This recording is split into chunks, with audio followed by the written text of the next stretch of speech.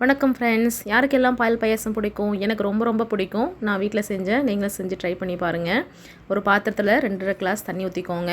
அந்த தண்ணி கொதிக்கிற டைமில் ஒரு கடாயில் 1 ஸ்பூன் நெய் விட்டு சேமியாவை சேர்த்து நல்லா பொன்னிறமாக வறுத்து எடுத்துக்கோங்க.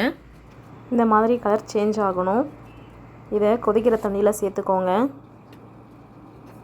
சேர்த்து 5 நிமிஷம் குக் பண்ணிக்கோங்க. அடுப்பு மீடியம் ஃப்ளேமில் இருக்கட்டும். சேமியா வெந்துருச்சான்னு செக் பண்ணி பார்த்துக்கோங்க.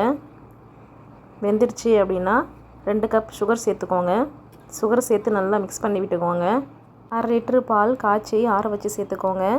2 நிமிஷம் மீடியம் ஃப்ளேமில் இருக்கட்டும். இன்னொரு கடாயில் 1 ஸ்பூன் நெய் விட்டு முந்திரி பருப்பு, கொடி திராட்சை, ஏலக்காய் சேர்த்து நல்லா பொன்னிறமாக வறுத்துக்கோங்க. வறுத்ததை பால் பாயாசத்தில் சேர்த்துக்கோங்க. இப்போ அடுப்பு ஆஃப் பண்ணிவிடுங்க. இப்போ சூப்பரான செம்ம டேஸ்டியான பால் பாயாசம் ரெடி. மறக்காமல் சேனலை சப்ஸ்கிரைப் பண்ணுங்கள். தேங்க்யூ.